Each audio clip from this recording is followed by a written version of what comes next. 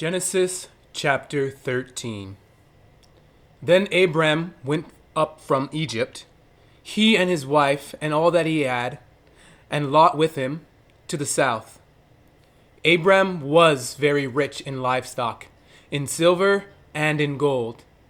And he went on his journey from the south as far as Bethel, to the place where his tent had been at the beginning, between Bethel and Ai, to the place of the altar which he had made there at first. And there Abram called on the name of the Lord. Lot also, who went with Abram, had flocks and herds and tents. Now the land was not able to support them, that they might dwell together, for their possessions were so great that they could not dwell together. And there was the strife between the herdsmen of Abram's livestock and the herdsmen of Lot's livestock. The Canaanites and the Perizzites then dwelt in the land.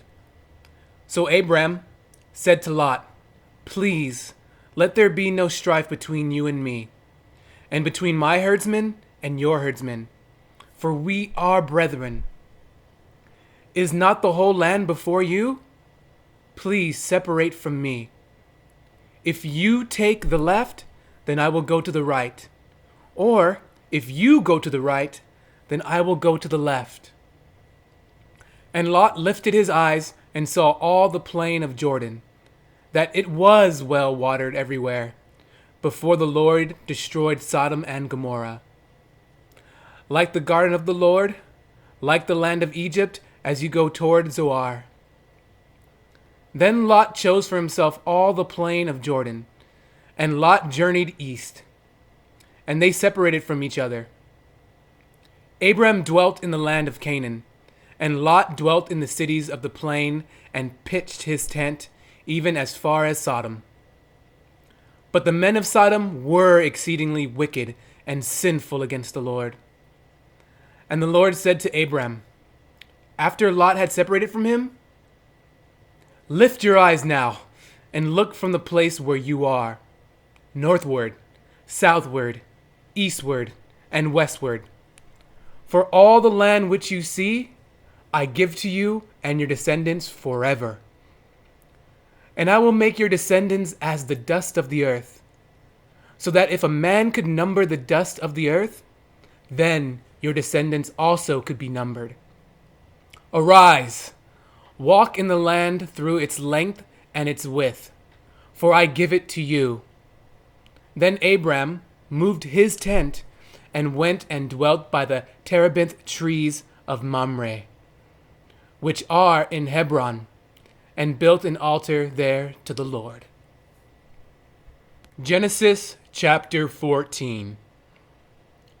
And it came to pass in the days of Amraphel king of Shinar, Arioch king of Elasar, Chedorlaomer king of Elam, and Tidal king of nations, that they made war with Bera king of Sodom, Bishra king of Gomorrah, Shinab king of Admah, Shemeber king of Zeboim, and the king of Bela, that is Zoar.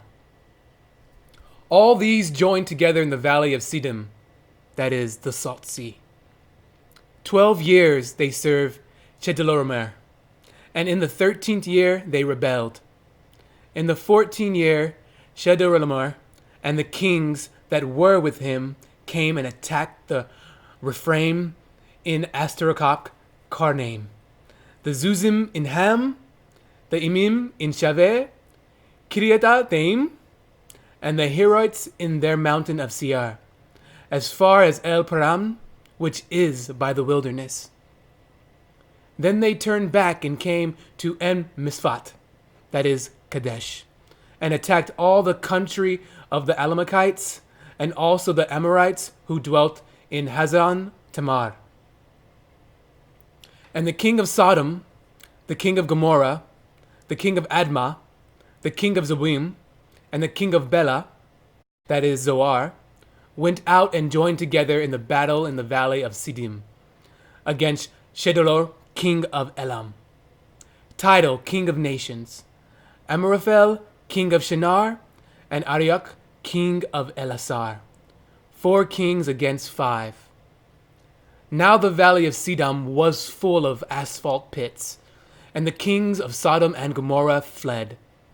Some fell there, and the remainder fled to the mountains. Then they took all the goods of Sodom and Gomorrah, and all the provisions, and went their way. They also took Lot, Abram's brother's son, who dwelt in Sodom, and his goods, and departed. Then one who had escaped came and told Abram the Hebrew, for he dwelt by the terebinth trees of Mamre, the Amorite, brother of Eshcol, and brother of Anar, and they were allies with Abram. Now, when Abram heard that his brother was taken captive, he armed his 318 trained servants who were born in his own house, and went in pursuit as far as Dan. He divided his forces against them by night, and he and his servants attacked them and pursued them as far as Hobah, which is north of Damascus. So he brought back all the goods, and also brought back his brother Lot and his goods, as well as the women and the people. And the king of Sodom went out to meet him at the valley of Sheva, that is, the king's valley, after his return from the defeat of Chedorlaomer and the kings who were with him. Then Melchizedek, king of Salem, brought out bread and wine. He was the priest of God Most High.